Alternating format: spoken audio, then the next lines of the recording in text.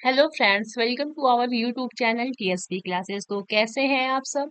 I hope आप लोग बिल्कुल ठीक होंगे। तो चलिए, आज की वीडियो में हम डिस्कस करेंगे आपका जो यूपी जीलेट थर्ड सेमेस्टर है, यानी कि आपका पेपर 7 संस्कृत। तो इसका जो है हमने राजन सीरीज को डिस्कस कर लिया है। तो बहुत सारे बच्चे बोल रहे हैं कि मैम प्रीवियस ईयर पेपर भी कराइए। तो उसी आपके डिमांड पे ही हम प्रीवियस ईयर का पेपर लेके आए हुए हैं। तो सबसे पहले आज जो है पहला ही पेपर हम सॉल्व करा रहे हैं, जो कि 2019 का है। और पेपर भी सॉल्व कराया जाएगा, प्लस आपको ये बताया जाएगा कि आप कॉपी कैसे लिखें, ठीक है, किस हिसाब से लिखें, कैसे लिखें कि आपको अच्छे नंबर मिल सके। तो देखिएगा, आप सभी को पता है कि 25 नंबर का संस्कृत होता है, क्योंकि अब आप थर्ड सेमेस्टर में पहुंच गए हैं, तो आपको सभी चीजों का नॉलेज है ही। तो देखते हैं, 25 नंबर का होता है और आपका 5 नंबर जो होता है वस्तुनिष्ठ यानी बहुविकल्पी होता है। तो चलिए स्टार्ट करते हैं। पहला क्वेश्चन पूछ रहा है, ज वर्ड का उच्चारण स्थान है। तो मैंने आपको जब बहुविकल्पी कराया था तो मैंने वहां पे आपको डिटेल में बताया था। ज जो है किस में आता है? च वर्ग में आता है। च, छ, ज, है ना। तो जो च वर्ग है, ये क्या है? तालु से होता है। इसका उच्चारण किससे होता है? तालु से होता है ना। च, छ, ज, झ का। और छोटा ई और य और श, इन सब का जो उच्चारण होता है वो तालु से होता है। दंत का किससे होता है? त, थ, द, ध, न। कंठ का किससे होता है? क वर्ग से होता है। ओष्ठ का किससे होता है? प, फ, ब, भ, है ना। चलिए, तो समझ में आया, ज वर्ग का उच्चारण स्थान क्या है? तालु है। किसका है? तालु है। चलिए अगला देखेंगे। आजीवनम समस्त पद में प्रयुक्त समास है, यानी कि आजीवनम में पूछ रहा है कि कौन सा समास है। तो इसमें आपका अव्ययी भाव समास है।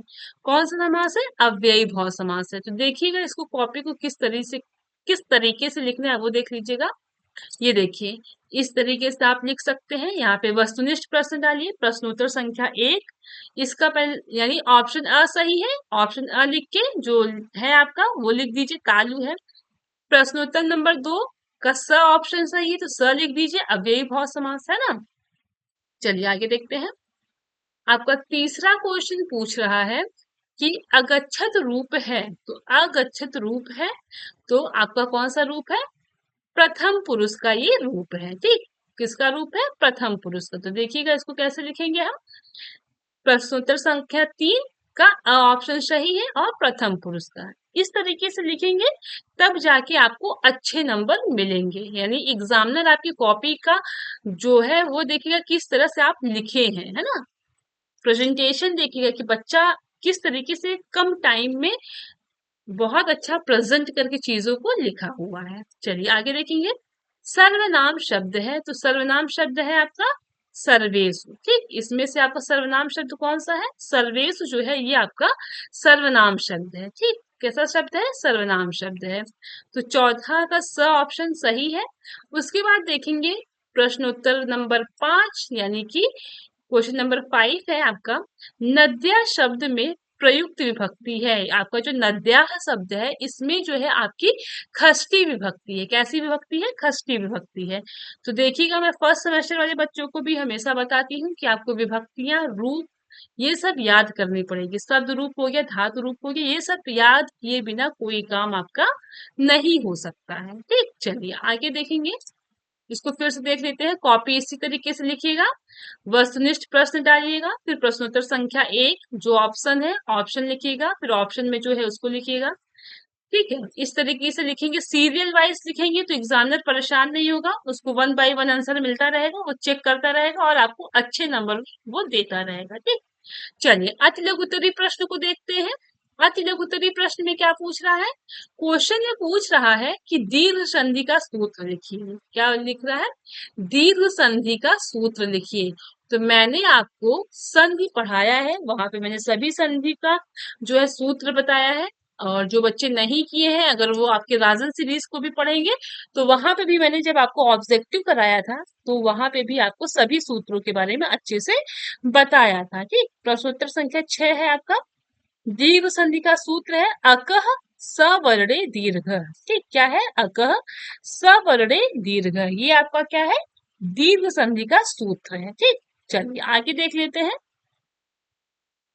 आगे का क्वेश्चन पूछ रहा है कि सह, साकम, समम, सार्धम शब्दों के योग में किस विभक्ति का प्रयोग किया जाता है? तो देखिएगा, सह, साकम, ठीक है, समम, सार्धम शब्दों के योग में आपकी षष्ठी विभक्ति का प्रयोग किया जाता है। ठीक है, देखिएगा, समझिएगा, सह, साकम, समम, सार्धम शब्दों के योग में आपकी षष्ठी विभक्ति का प्रयोग किया जाता है। ठीक, प्रश्नोत्तर नंबर 1 में क्या पूछ रहा है? आपका सूक्ति दिया है, उसका अर्थ लिखना है। तो सूक्ति क्या है वो? न्यायात पथ प्रविचलन्ति पदम न धीरा, यानी ये आपका श्लोक है, इसका अर्थ जो है वो लिखना है। तो देखिएगा, इसका अर्थ है आपका, धैर्यशाली पुरुष न्याय के मार्ग से एकदम पीछे नहीं हटते हैं। ठीक, ये आपका जो है इस श्लोक का अर्थ है। आई बात समझ में? चलिए आगे देखेंगे।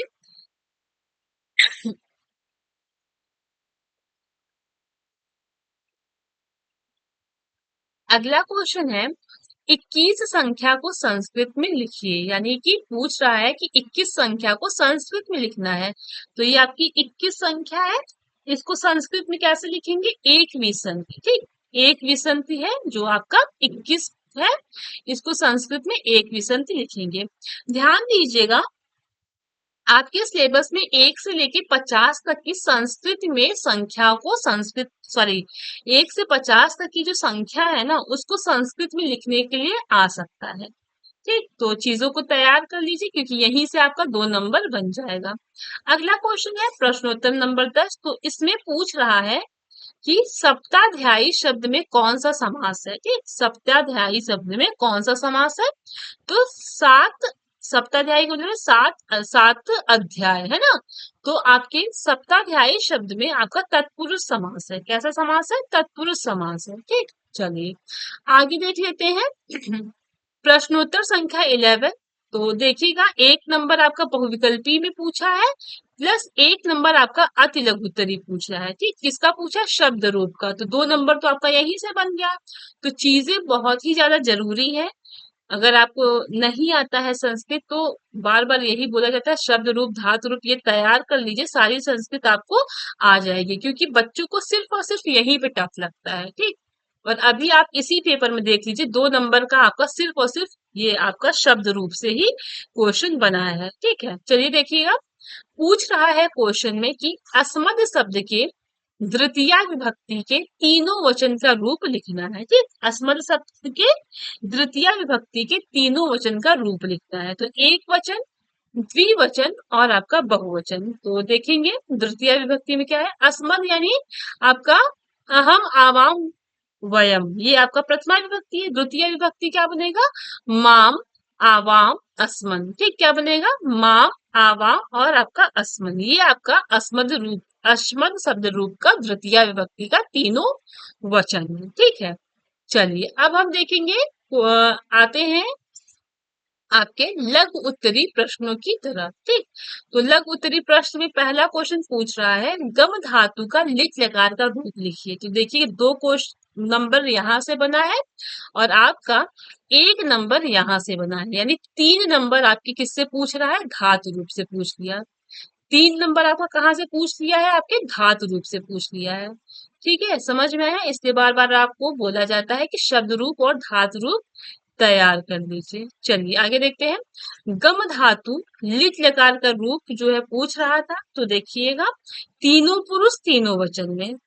तो लिट लकार यानी भविष्य काल के लिए प्रयोग होता है, जैसे पठ धातु चलता है, सेम वैसे ही गम धातु का भी चलेगा।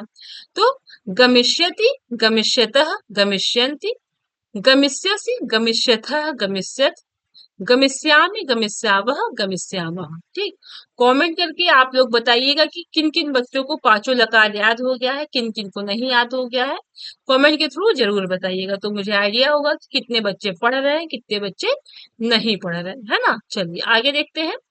अब प्रश्नोत्तर नंबर आप 13 देख लेते हैं। 13 में क्या पूछ रहा है?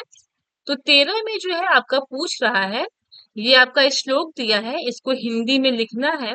तो दिया है, पृथ्वीयाम लीनी रतानि जन मन सुभाषितम मूढ़े पाषाण खंडेशु रत्न संख्या विदिते। यानी कि कहने का मतलब ये है कि जो पृथ्वी है इसका जो मतलब कि मुख्य रत्न है, ठीक।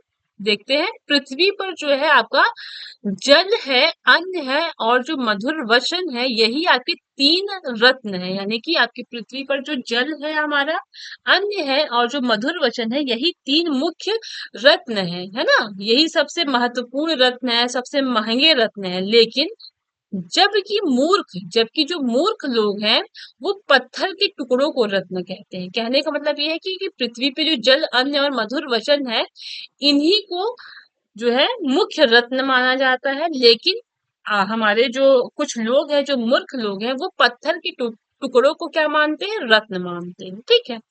चलिए, ये आपके श्लोक का अर्थ था। अब हम देख लेते हैं अपना प्रश्नोत्तर नंबर 14 में। क्वेश्चन में पूछ रहा है, संस्कृत में सस्वर पठन की क्या उपयोगिता है। यानी कि संस्कृत में जो सस्वर है इसकी क्या उपयोगिता है, इसको समझिएगा। सस्वर क्या होता है कि जैसे मैं आपको जो बोल के पढ़ा रही हूँ ना, इसी को सस्वर कहते हैं। यानी कि आवाज, मतलब कि मौन वाचन और सस्वर, समझ में आया? मौन मुंह के अंदर यानी मन में जो पढ़ते हैं, सस्वर यानी जो जिसमें ध्वनि निकलता है, ठीक। चलिए आगे देखते हैं। तो संस्कृत ध्वनियों के उचित स्वरूप का ज्ञान कराना, यानी कि जब हम स्वसर पठन करेंगे उससे क्या होता है, संस्कृत ध्वनियां जो होती है उनका अच्छे से ज्ञान कराना, ठीक। अगला है, उच्चारण स्थान का सही ज्ञान कराना, ठीक। अगला है आपका, बच्चों में शुद्ध उच्चारण करने में योगदान प्रदान करना।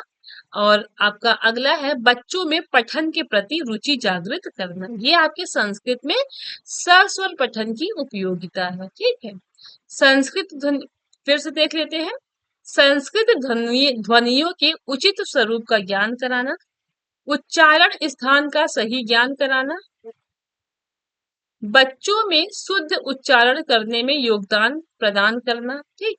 बच्चों में पठन के प्रति रुचि जागृत करना, ये आपके संस्कृत में सस्वर पठन की उपयोगिता है, ठीक। चलिए अगला क्वेश्चन देखेंगे।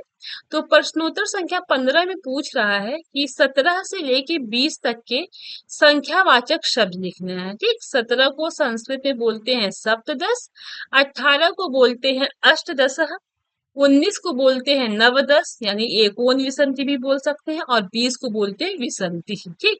2 नंबर का यहाँ से पूछा है, 1 नंबर का अति लघु पूछा है, तो आपका 3 नंबर संख्या से आ गया, 3 नंबर आपका शब्द रूप से आ गया, 3 नंबर आपके धातु रूप से आ गया। तो आपका 9 नंबर तो यहीं से मिल गया, सोच लीजिए आप, ठीक। चलिए आगे देख लेते हैं। तो प्रश्नोत्तर संख्या 16 में क्या पूछ रहा है वो देख लेते हैं। प्रश्नोत्तर नंबर 16 में दिया है कि निम्नलिखित शब्दों के नाम संस्कृत में लिखना है। यानी कि कबूतर, परवल, जामुन, कटहल, तोता, गिलहरी, इन सब का नाम जो है संस्कृत में लिखना है। तो देखते हैं। तो देखिएगा, कबूतर को बोलते हैं कपोतः, ठीक। परवल को बोलते हैं कुलकम, जामुन को बोलते हैं जम्बू, कटहल को बोलते हैं पनसह, तोता को बोलते हैं सुकह और गिलहरी को बोलते हैं चिक्रोडह, ठीक। फिर से देख लेते हैं।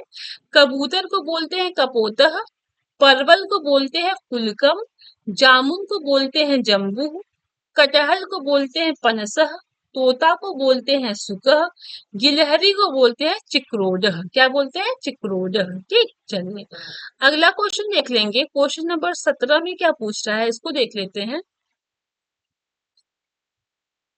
तो क्वेश्चन नंबर 17 में पूछ रहा है कि अपादान कारक पंचमी विभक्ति का प्रयोग उदाहरण सहित लिखिए। यानी कि आपका जो अपादान कारण है पंचमी विभक्ति, इसके बारे में हमें लिखना है। तो देखिएगा, समझिएगा, अपादान कारक जो है वो पंचमी विभक्ति का होता है, ये तो आप सभी को पता है, फर्स्ट सेमेस्टर से ही पढ़ते हुए आ रहे हैं। तो देखिएगा, जिसमें कोई व्यक्ति आदि अलग हो उसे अपादान कारक या फिर पंचमी विभक्ति कहते हैं। यानी कि जब कोई चीज या व्यक्ति हो या वस्तु हो, जब एक दूसरे से अलग होता है तो उसको पंचमी विभक्ति कहते हैं, ठीक। जिसका चिन्ह क्या होता है? से, जैसे कि पेड़ से पत्ते गिरते हैं। ठीक, तो ये से है यानी अलग हो रहा है ना।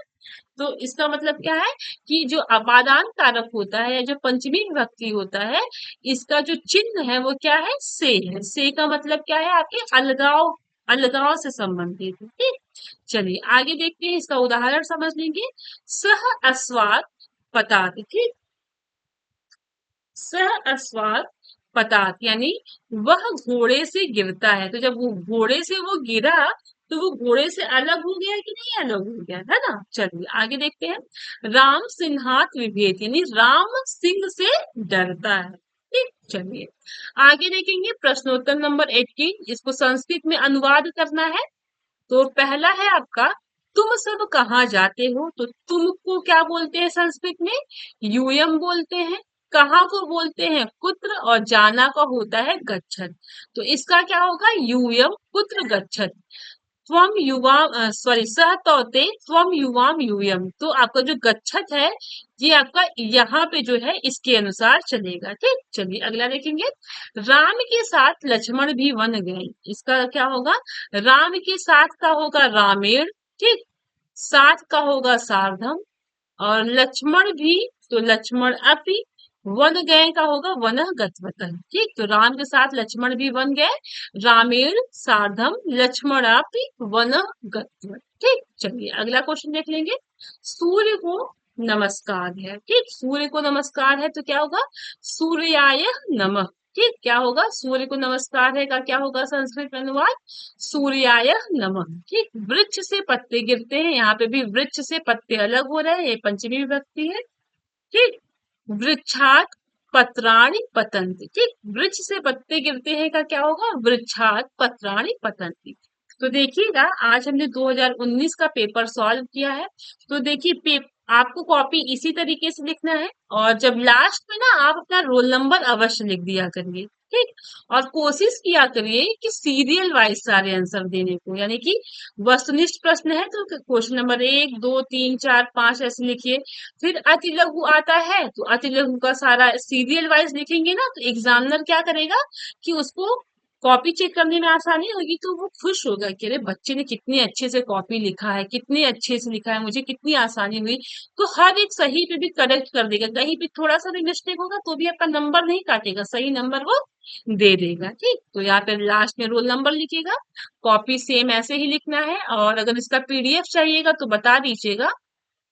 तो चलिए, तो एक बात और, मेन मेन टॉपिक देखिए, आज मैंने आपको बताया कि 3 नंबर आपका शब्द रूप से बना, 3 नंबर आपका धातु रूप से बना, और 3 नंबर आपके संख्या से बना है ना।